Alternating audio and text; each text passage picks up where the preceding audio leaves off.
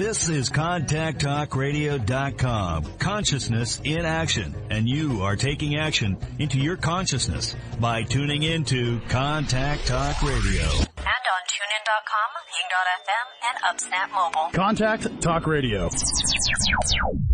All right, welcome everybody to the Your Healthy Self webinar. This is your host, Kate Archibald, and so excited to be joining you guys this beautiful Thursday morning. And because it's your Healthy Self podcast and webinar. So we do this in multi dimensions. So welcome everybody. We had an awesome Health Accelerator challenge presented last night. Had an amazing course. So if you guys on this, either on the webinar, if you're listening on the radio, if you are on Facebook Live, wherever medium you're digesting this information, make sure you are signed up for our hacks, is what we call them, the Health Accelerator course. And this is where we dive in deep. Right now, we're going through a fat burning challenge. So whether you'd like to burn some fat or put on some muscle, I think that would be very, very helpful for you. And so make sure you get signed up for that. It's at ACU East West. That's ACU eastwest.com/HAC hack. And so our challenge yesterday or last night when we went through that, so it's all about kind of liver health, getting detoxed. And so the challenge that got presented, which I did good last night, Reagan, is getting rid of plastics. Just eliminating as much plastics as possible. I got my mug here. My problem is the lid. I guess I could just take off the lid, right? Yeah, that's the tricky thing. And the little bits of plastic everywhere. That's why we have the 80% rule. Cooking in it's probably the most toxic, and in the storage. So like your Ziploc bags, stuff like that. We want to reduce those as much as possible. And so make sure if you guys haven't, if you're not registered for that yet, get signed up. AcuEastWest.com/hack, as well as if you guys haven't gone to thesmartmedicine.com, this episode is brought to you by thesmartmedicine.com. So take a look at it. There's some amazing products. I'm actually taking my energy multiplier right now. Got some blood sugar balancer. It's great for helping balance out your blood sugar. It's also can be a fat loss tool as well. So take a look at that. I'm going to turn it over. We got our guest has joined us today. I'm going to have Reagan introduce her, but really excited for today's episode. And I'll turn it over to the founder, creator of Your Healthy Self podcast, Anodyne Pain and Wellness Clinics, Go Wellness, pretty badass guy, Reagan Archibald. Reagan, take it away. Thanks, everybody. So, congrats on your hack on getting rid of plastics. This is the biggest challenge. So you guys, there's a lot of things that will be in your Signal app. Make sure you're on there. We got a great community. But today we're going to be talking about the ways that you can heal the parasympathetic nervous system. And I've got Jodi Cohen on with me. She is the founder of Vibrant Blue Oils. So I don't know. I think everyone on here, Jodi, uses oils. Like you can't step into Utah without getting some essential oil sprayed on you at some time. Oh, really? Yeah. So it's they're big here. So we're happy to have you. She's an author, a speaker, a nutritional therapist, leading international authority on essential oils. And she's helped over 50,000 individuals support their health with essential oils. So welcome. Thank Jodi. you. Thanks for having me. Yes, good to have you on. So tell me about the history. I mean, parasympathetic nervous system is so massive, but how did you get into this specific part of the body? Yeah, it's funny, I started life as a journalist and then I was working in the US Senate. I worked for Ted Kennedy on the Health and Human Resources Committee. Awesome. And my job was kind of looking at all the research and making it and summarizing it, making it really simple for the senator, putting it in bullet points. And so I've always been a bit of a problem solver. And my life, I think so many of us wounded healers, our lives are like roller coasters, right? We're good, and then suddenly the bottom falls out, and then we figure out how to kind of get back to normal, and then the bottom falls out again. So in 2012, my then husband was severely depressed to the point where it became obvious that he might die on my watch. So my friends staged an intervention and we moved him to a residential treatment facility. And the moment I knew he was safe and it wasn't my job to keep him alive, it was like I had been deficit spending for a decade and I literally ran out of gas. I could barely get out of bed. My kids were 5 and 7 at the time. I was suddenly full-time mom, I had a job. I was the class parent, and I, would get up with them, make them breakfast, pack their lunch, drive them to school, come home, crawl back into bed, and set the alarm for pickup. And that was about all I could do. But I Wow. had been working in the nutritional space for a while, so I knew this is my adrenals. I knew, it was the parasympathetic nervous system.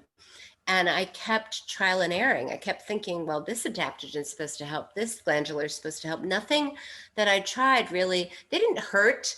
It was almost like the volume was muted and I was trying to get to a normal level and it would raise it a teeny bit, but not really to a sustainable point.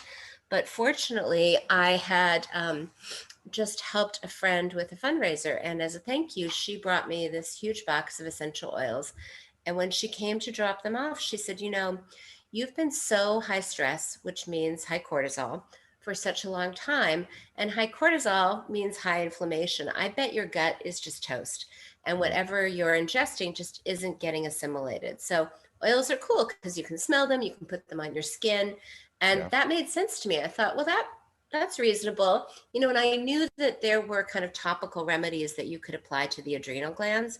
So I'd been practicing nutritional therapy enough that I knew how to test supplements. So I was trying to test and find an oil for the adrenals. And I kept getting the same 5, which at first was confusing because I normally get 1, maybe 2. And then it occurred to me, oh, wait a minute, they're liquid. I can combine them. So being an oil newbie, I went and got a shot glass from my kitchen and was testing, 5 drops of this, 7 of this, 3 of this one, put it on my low back and felt like myself for the first time in probably a month. And I thought, oh, I could go running, and when walking up the stairs feels overwhelming, the idea of running 4 miles, I was like, I'm doing it. I went running, I cleaned the house, I, did all the laundry, put it away, made my kids dinner that night, and kind of was like, well, that was a win. And then I was trying to fall asleep. It's not uncommon to be highly anxious during the day and insomniac at night. So at around 2 in the morning, it occurred to me, oh, I wonder if oils could work. And so I made up a remedy for to help the pineal gland release melatonin.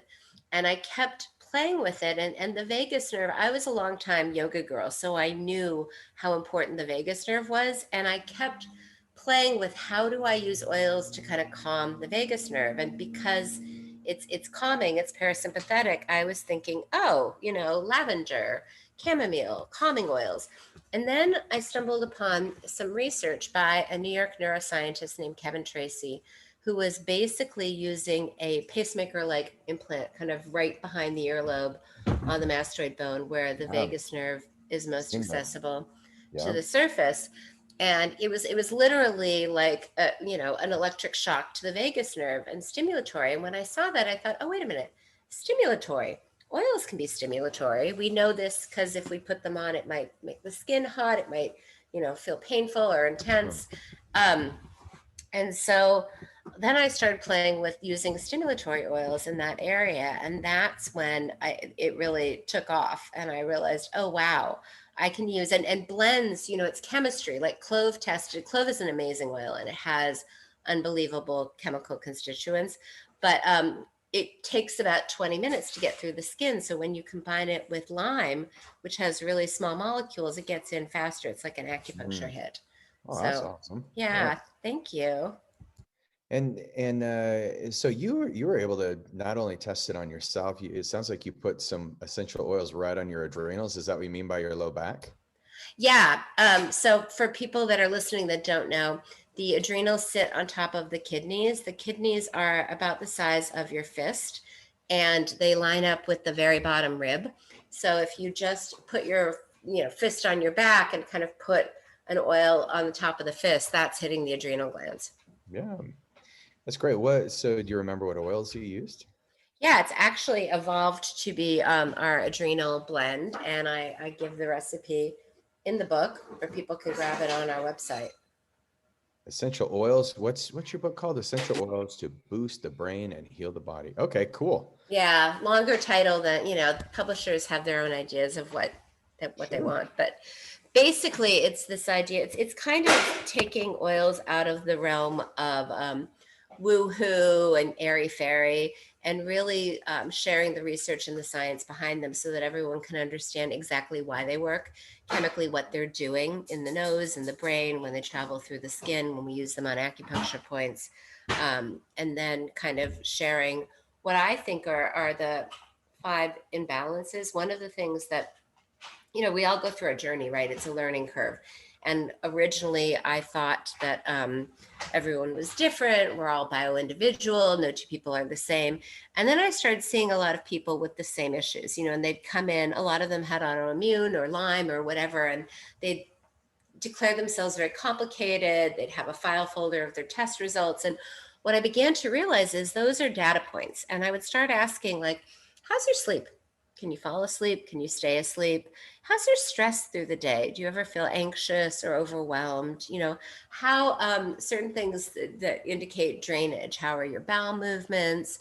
Do you have itchy skin? All of these things. And I started realizing no matter what was going on with people, there were kind of 5 imbalances that most people had. And the more I could use oils to get those things in balance, the more the symptoms fell away. Yeah. And so what are these 5 imbalances? What have you found? Well, the main one is the nervous system. So in case the listeners don't know, your body's operating system is your autonomic nervous system. It controls your automatic functions, your heart rate, your breathing, your ability to detoxify, to anti-inflame, to turn on the immune system. And it has different speeds because it's designed to keep you alive. Think of, your car. You can accelerate or you can slow down. If Right. there's danger, you're going to allocate resources towards survival. So you're going to accelerate. That's known as the sympathetic branch of the nervous system.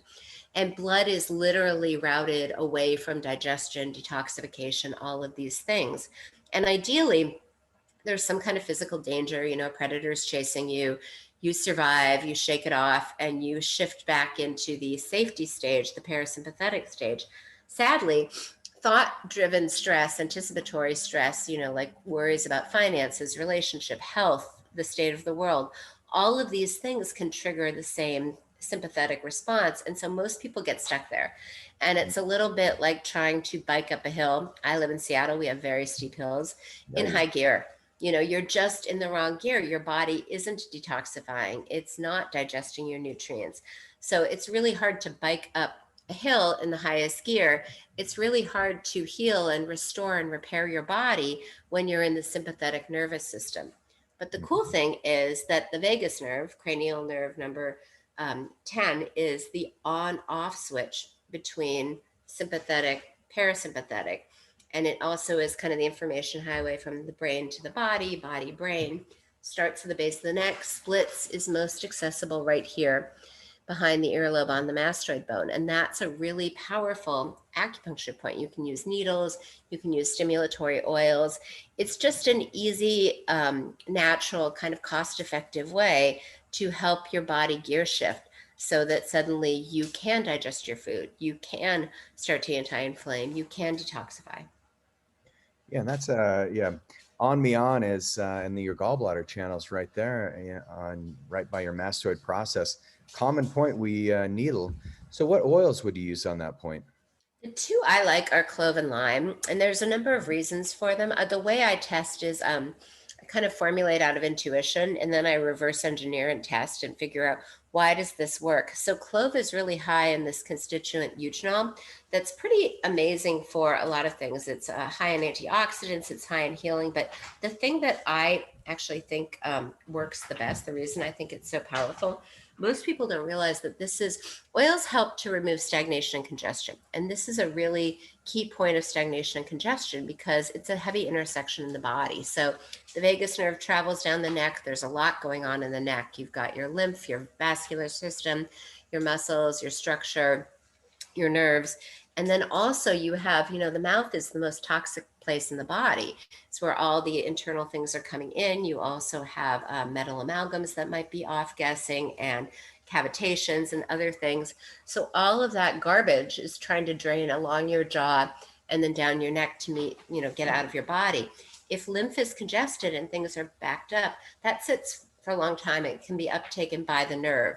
That's called vagus nerve infection hypothesis. And then it can compromise kind of your signaling, your function, all of these things. So clove has been used in dentistry through the centuries to kind of unclog toxicity problems. So that's one of the reasons I think it's so powerful. I think that so many of us have congestion that we're not even aware of. Yeah. And clove is awesome for pain. If you have a toothache, you can put some clove on the toothache and it numbs it up. So that makes a lot of sense. And then the lime is what helps it draw into the skin faster than 20 minutes. Is there any other properties to lime that are? All of the citrus oils are pretty high in glutathione, which is fabulous for detoxification. Mm-hmm. Lime, I wrote a whole blog actually on clove and lime and all of their merits, but citrus oils, they're kind of the lightest and the easiest. So and in combination, they do something different. Sorry, I'm coughing. It's like peanut butter and jelly. When you put them together, they're slightly different. Yeah. Well, and the oils, I've seen so many benefits from oils over the years. And, even putting them on specific acupuncture points, needling those acupuncture points with the oils on there. Like I said, in Utah, we have Young Living oils. We've got doTERRA. I mean, this is a hotbed for it. And so I think many of our listeners are really excited to learn, more about it, but it's always emerging. We have some of the founders of doTERRA who are patients of mine, and they're just incredible individuals. And so if you look at the use of them, you mentioned that there's 5 imbalances that you look at. You talked about the nervous system, the vagus nerve. And I thought it was pretty interesting in reading about you. You have this concept that we need to be in our parasympathetic nervous system zone about 80% of the time. Yes. And I think most of us are lucky if we're in it 8% of the time. Yeah, you're probably correct. Yeah. And so, why is that? What, you mentioned about there's stressors, there's the external stressors, bills to be paid, family, relationships, all those things. But what is it in our society that we could get rid of so that we could be in our parasympathetic system more? Our devices. It's interesting. I'm 52, and in my lifetime, I've definitely seen the work world shift. You used to be able to go home and you were done. And then I worked for Microsoft in the early thousands before, we'd have to razz in to get in from home. And there was this ability to, when you left the office, you left, right? Yeah. But now we have our device with us 24/7. So there could be an emergency at 2 a.m. and you need to respond. You hear my daughter in the background making breakfast. Sorry, this is early. No worries. Yeah, it's 8 o'clock in Seattle. So thanks for joining us this early. So so distractions seem like a big thing, and distractions. And also I think we've kind of forgotten what it feels like to be calm. I think that the news, everything around us these days, is putting us into a state of fear, right? Mm-hmm. And panic. And when you're in fear, there are a couple things that happen. There's, there are interesting interactions in the brain. So like checks and balances, right? Your amygdala is kind of your fear center. Like, think of it, you're walking through the woods, you think you see a snake, you jump back, you're like, oh, you check in with your prefrontal cortex, your executive function, your kind of calming inhibitory feature, and it says, no, no, no, that's a stick.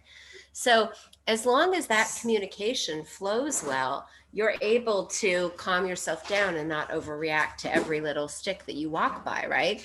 But if that communication doesn't work as well, then suddenly every stick is a snake, and you're overreacting to everything. And so, there are a couple things, like when you're not sleeping well, that kind of dulls the prefrontal cortex and heightens the amygdala. When you're in sympathetic and you think, you're responding to an emergency, you're heightening your amygdala. There's what's known as amygdala hijack, meaning that it's become kind of hyperactive, overactive, and that keeps us stuck in stress. Yeah, absolutely. And now I'm seeing more complex PTSD in our clinic. People who have these traumatic experiences that are so compounded because they have them time after time after time again, that now there's a new diagnosis called compound PTSD. Oh, I'm not surprised. Yeah, and I'm seeing that there's probably more PTSD than we realize in our society, and especially after 2020, it did put a lot of people in this fight or flight, this chronic fight or flight stage. And so I think the timing of this podcast is great. We have a couple. We do hacks. So you probably heard at the beginning of the show, we're talking about our hacks is get rid of plastic this week. But we have other hacks that are like breathing. But how does breathing relate to essential oils? Well, yeah, two things. Breathing, the vagus nerve starts at the base of the head, travels on both sides of the neck, and then innervates all of your organs, your heart, your lungs. So breathing activates the vagus nerve. And parasympathetic breathing also, what I find, sorry, I know it's noisy, the more you can layer in your senses, right? So if you're breathing and you're feeling that in the body, so that's the sense of, feeling.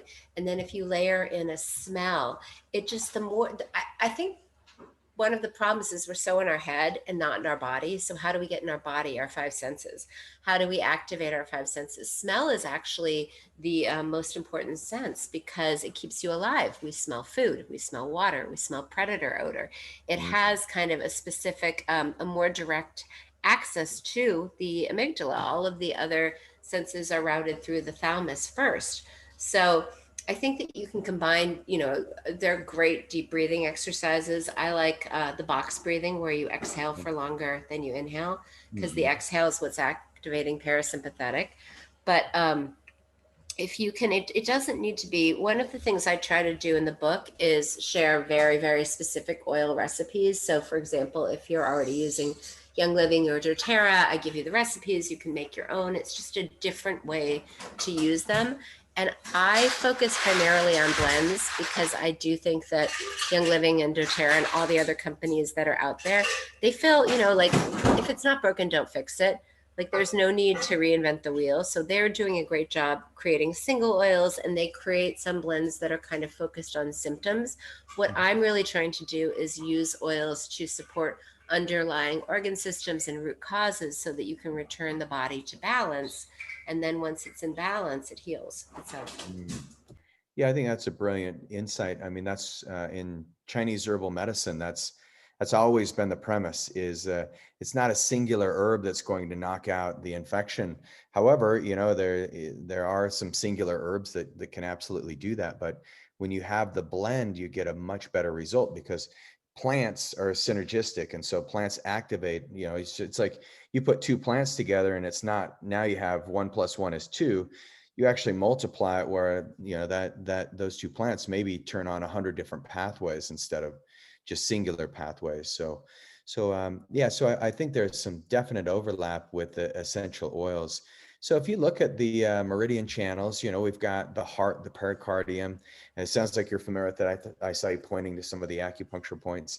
So if somebody's trying to relax their nervous system, so if the central theme of this show today is, hey, how can we use essential oils, which all of us have access to? You've created great resources, which is phenomenal.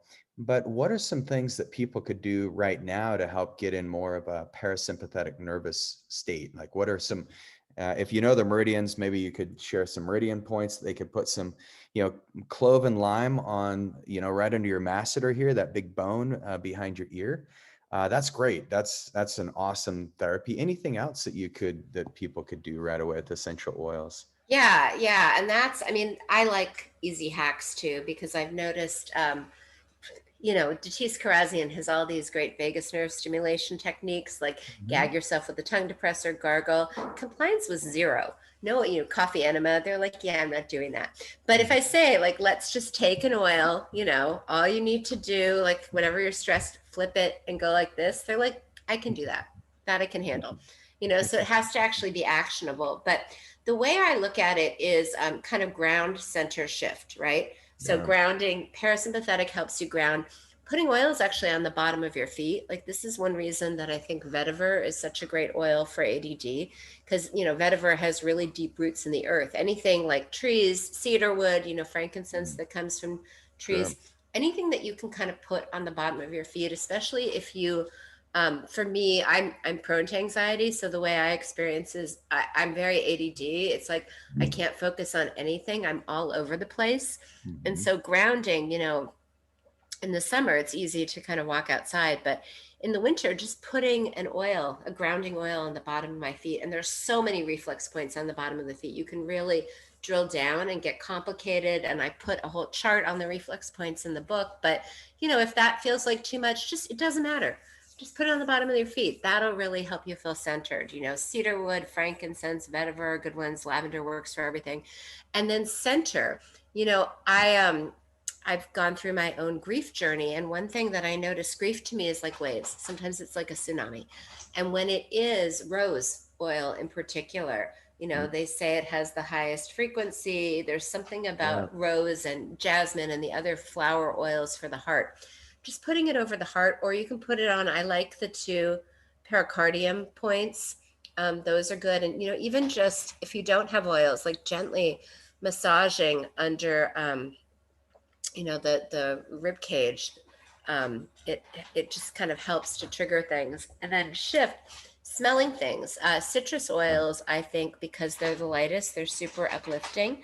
A quick anxiety hack. I talk to a lot of functional neurologists, which is a branch of chiropractic that focuses on balancing hemispheres and regions of the brain. So I was taught that anxiety is the right frontal lobe, the ruminating lobe, our ruminating, overactivating. And if you can smell something through the left nostril, that then balances the brain hemispheres. It stimulates the left frontal lobe, balances the 2 hemispheres, and the anxiety passes. And as a walking poster child of anxiety, I can tell you that is a fabulous tool. So if you tend to be anxious, and it doesn't matter what oil, it can be any oil you have in your house, but just smelling through the left nostril. So those are some of my favorite, low-hanging fruit, easy. I love spleen 6, kind of complicated to explain where that is, but I feel like these are the ones everyone can be like, oh yeah, I can do that. I just want to make it easy and actionable. So people are like, I can try that. Yeah, I think that's awesome. Yeah, the bottom of the feet are great. I mean, I usually will put lavender oil in the bottom of my feet before I go to bed at night. I'll put some on Ren 17. Yeah. Ren 17 is right in the middle of your sternum. You just, for men, you draw a line of just of your nipples right across, right in the center. That's Ren 17 is awesome. I'll use it on kidney 17 as well. So, oils are great. And then, if we look at it, a lot of our participants, our patients have come through, they've had some kind of pain condition, degeneration in their spine, chronic headaches. What are some oils? I mean, we talked about clove for a toothache, and clove's a great way of numbing things, but what are some of the oils that are most commonly used for pain? Yeah, clove is a good one. Helichrysum can help a lot with pain. It's expensive. Wintergreen is the one a lot of people like as well. We have a nerve repair blend that has like basil and marjoram. I have a whole article on pain and oils. But pain, and then we also have anti-inflammatory ones. There are many components of pain. One of the main one I think is kind of the pain signal. So if you can kind of calm the vagus nerve and calm the signaling, the pain gets experienced as less intense. Okay, got it. And that makes sense. What are your thoughts on cold exposure for the vagus nerve? I don't know Oh, if I you, think it's great. yeah, we Yeah. do. We're big into ice baths, cold showers, uh, Yeah. just a way of really engaging that vagal tone. Similar to gagging, gargling, we're big fans Yeah. of that too. No, Um, I think it's great. You know, and it's everyone has. It's like everyone has their favorite color, right? Everyone has their favorite vagus nerve stimulation technique, and for some people, ice bath is like the best. For some people, they're like, yeah, no. You know, it's kind of we. I try to meet people where they're at. yeah, yeah, I think that's smart. And so, if we were to look at somebody who, maybe they've got digestive issues, hormonal issues, what are some things they could do with essential oils? Yeah, well, digestive issues, I mean, you know, digestion begins in the brain with the vagus nerve signaling the mouth to release saliva, the stomach to release hydrochloric acid, the pancreas to release enzymes, the gallbladder to release bile, the moving sidewalk that is your intestines to kind of keep moving. So anything that you can do to stimulate the vagus nerve is really helpful.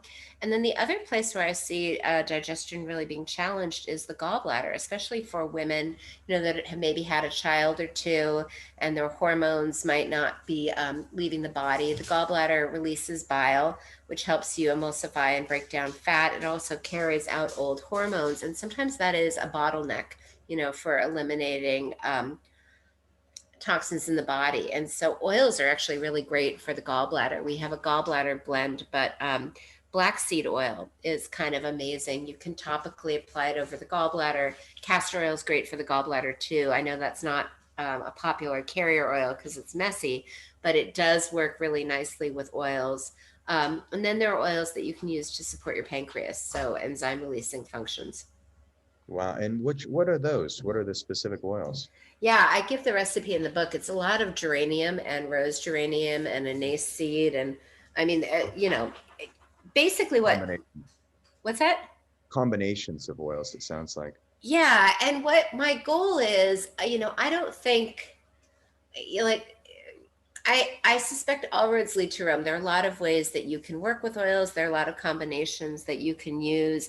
This is not set in stone. I just kind of am trying to give people some inspiration and ideas for things they can start to play with, you know, and these are combinations that works. It's like a recipe, right? You know, you read a book, you like the recipe, and then you're like, I'm going to tweak that a little bit. I'm going to add less salt. I'm going to maybe make it spicier, you know, just like this is a starting point and a way that people can think about using oil slightly differently, but it's not, they don't need to be tethered to what I suggest. Oh, sorry, I have a new puppy. He's very Oh, cute. cute. What kind of dog is it? He's a Havanese. Hey, Simba, you want to say hi? Oh, hello. I got my dog sleeping in the Ooh. background too. Oh, look at, Yeah, hey, little buddy. Cute I dog. know. Holy Oh, he smokes. really is. Yeah, my Oh, other dog's furry. cute too. I call him my vamp pup because he likes to bite. So he's trying to bite me. I know. That's So good. great. So we have a couple comments from our guests, from Okay. our community here. Ruth says she loves Jodi's oils and her book is great. So Thank thanks, Ruth. you. Yeah, Ruth's awesome. Hey, Diane. Diane says, great show today. I'm going to learn more about essential oils. I have quite a bit now, but not always sure what to do with them. So this is why I'm getting specific, because I'm like, I know a lot of us, we have these oils sitting around and it's like, Yeah. oh, cool. I got something I can do. I can put clove and lime right here, or I can use lavender on the bottom of my feet, or, you know, and the oils are phenomenal. And so, you know, you make oils, and what are the ways, like, what are the proper ways? What do people do wrong when they make oils? What do people do right? Because Well, I've used I some don't, oils and I've noticed there's no impact at all. I mean, I can smell it smells good, but I just notice it doesn't calm me down. I use higher quality oils and I notice there's a bigger difference. you probably notice the same thing when you eat organic food or farm to table food.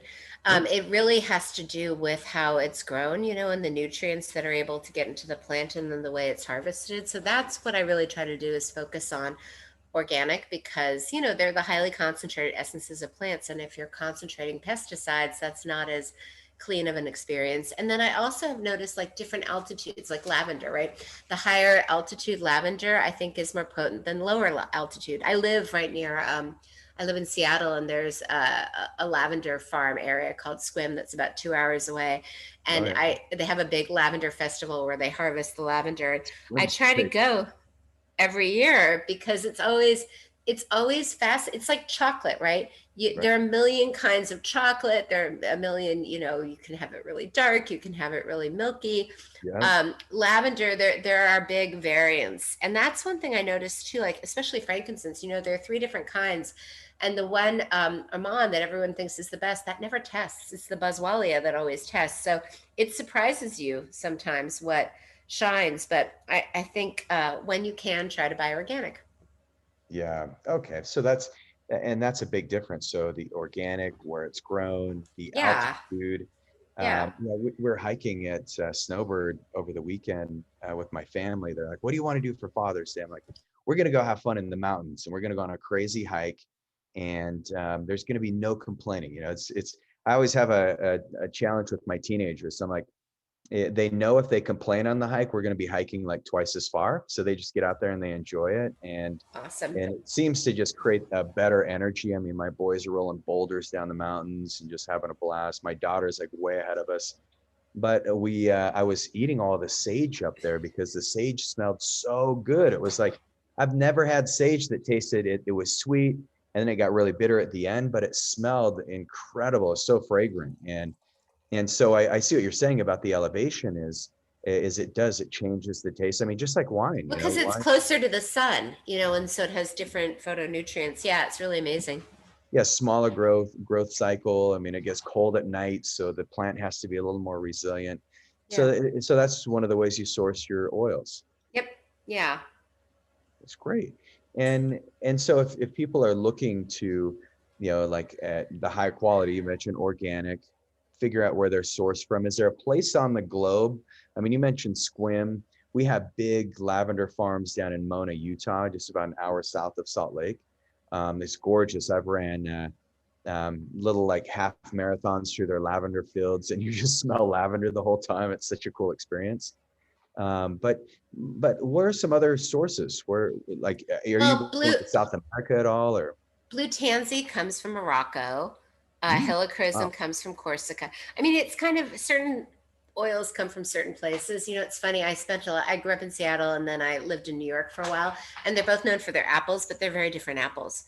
You get different, I think it's important to source from the best place, but also it's, what I'm really looking at is blends. So I think, I don't know. I feel like the oil world has become a little bizarrely undermining and fear marketing based. And that just makes me sad because I think high tides lift all boats. I think all the companies are good. I think if you love where you're getting your oils, stay there, Sure. If you want pre-made recipes, I've got them for you. If you want to do it yourself, you're good. I just really, my goal is to kind of expands people's perception of what oils are, how they can use them, so that they feel more empowered in their own ability to support their health. Yeah, I dig that. I think that's beautiful. So let's ask the audience, does anyone have any particular questions for Jodi, or any oils that you guys would love to know how to use? And plug it in. So one of the things, Jodi, while people are formulating their questions, my dentist, I brushed my teeth floss, obviously. Well, not obviously. You're like, I don't know what your teeth look like, Reagan, but then he has me use peppermint oil. Oh yeah.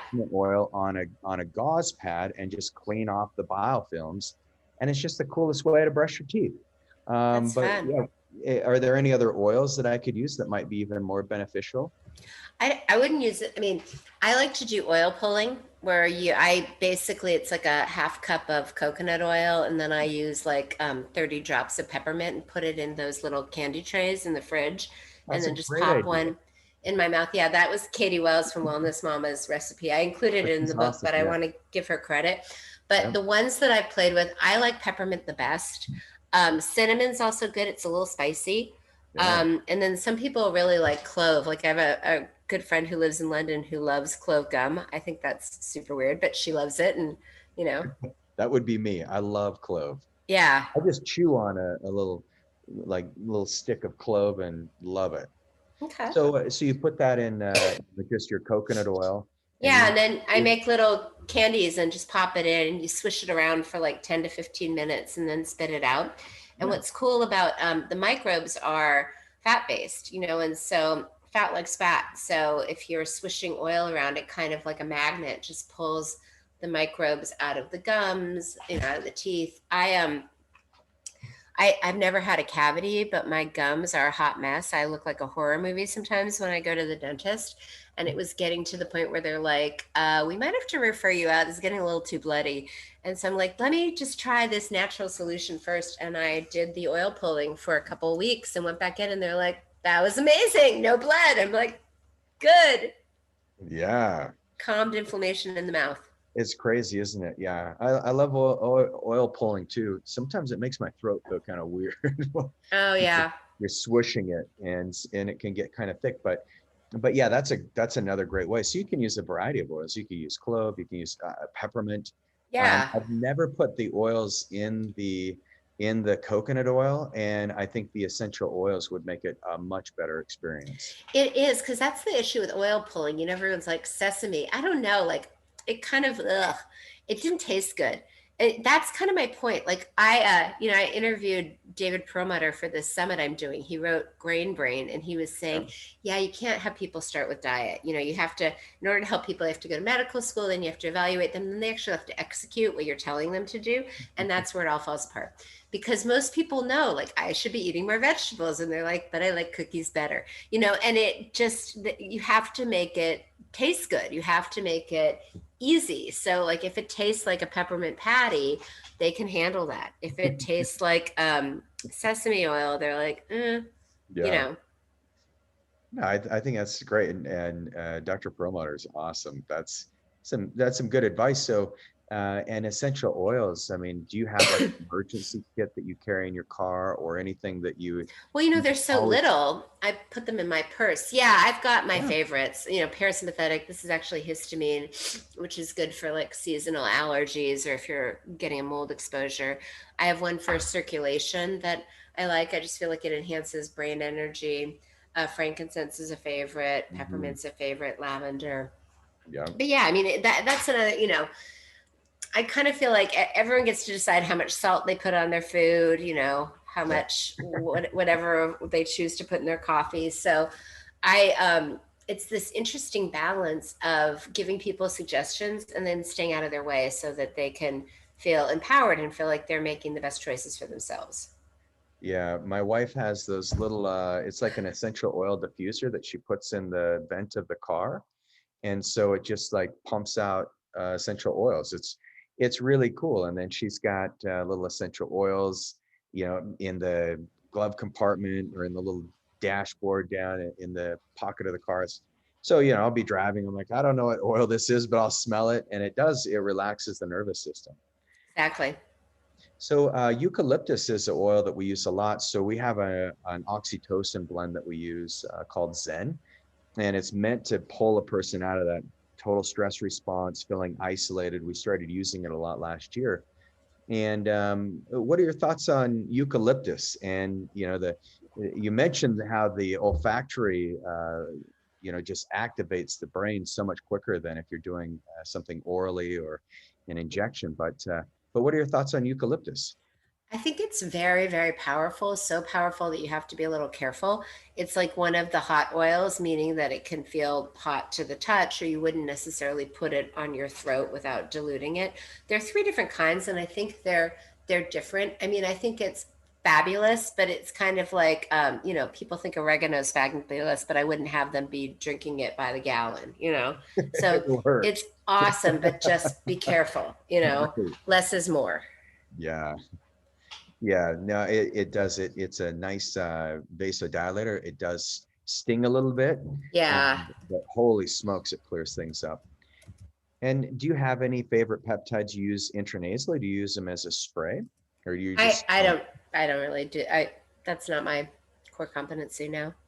Okay, I've got a good friend, John Lawrence, who that's his core competency, as you as you call it. And Yeah.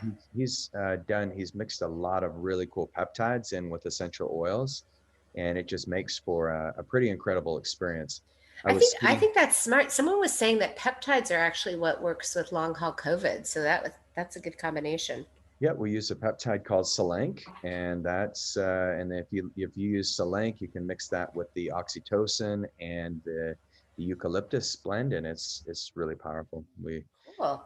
We get great results. Nice little nasal spray gives people a boost. It works on the GABAergic receptors, and they feel incredible. That's awesome. So if you looked at, kind of the areas of the world where essential oils are really starting to blow up, I mean, is there any part on the planet right now where essential oils aren't popular? I mean, it seems like it's international these days. I can't, I mean, I don't know is the truth. Before COVID, we tried to ship internationally. With COVID, it's gotten so strange that we really only can ship to Canada these days. But Yeah. I agree. I think it is really popular everywhere. Yeah. Yeah. Great thing. And so just, if we look at the parasympathetic nervous system, we'll kind of go back. We've got just a few minutes left in the show. Nobody Yeah. shared their favorite oils. So My favorite is blue tansy. That's my absolute favorite because I've never heard of that. Glutanzi? blue, like the Gluten. color blue. Yeah.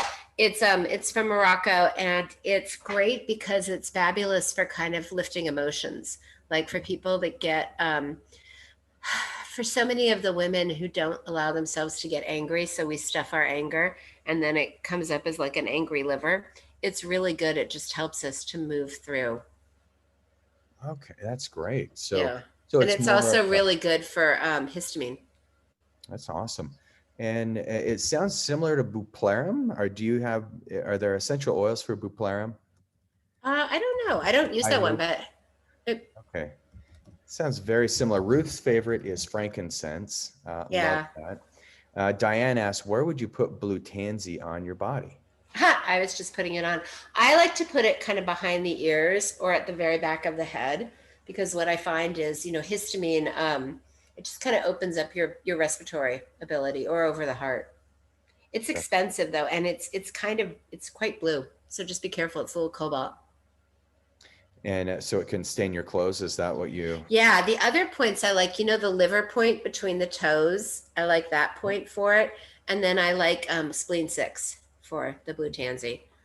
Yeah, so spleen 6, if you find that inside big bone called Yeah. your medial malleolus, and you just come up about 3 inches, you'll be great that way. That is my favorite reflex point. Yeah, that's such a good one. That's your intersection of your liver, kidney, spleen. So Yeah. just in closing, any final words of wisdom that you'd have for the audience? I mean, and we've got links for your book. I'd absolutely recommend people get it. I'll check one more time for questions. Oh, lavender is Laura. Hey, Laura. Laura loves lavender.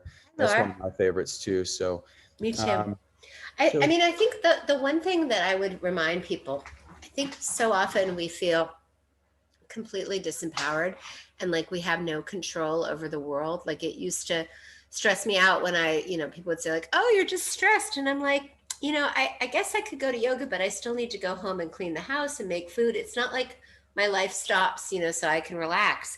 And what I realized with parasympathetic, there are days when you're driving in traffic and someone cuts you off and you don't care. You're like, whatever, maybe they're in a hurry. I hope they get there safely. Like it really doesn't faze you. And then the next day, the same thing happens and 4-letter words are involuntarily falling out of your mouth. And the only variable between those two situations is you and how resilient you are in that moment. And being able to activate your parasympathetic nervous system, it is literally the calm pause button. So that allows you to show up as your best self so that you can always, it doesn't matter, there could be bombs exploding somewhere in the world. The president can be on TV saying something that makes you nervous. Like all of these things can be going on around you and you can still be okay. Yeah, love it. Well, that's brilliant. Well, thank you so much for all your knowledge and wisdom and for the healing energy you're putting out into the world. You're doing an amazing work. And so everybody make sure you get a copy of Jodi's book. And one more time, it's called the essential oils to boost the brain and heal the body. So who doesn't need that, right? Exactly. So, yeah. Thank you. So thanks, Jodi, and best to you in your summit. And we'll be in touch soon. Thanks so much for being on the show. Thank you. Thanks for having me. We'll Bye, be you back. guys. We'll be back same time, same place next week, everybody. Thank you so much, Jodi, for joining us. Reagan, well done. Awesome show today. And appreciate everybody's questions and interactions. So we'll see you next time. See you, everybody. Bye-bye.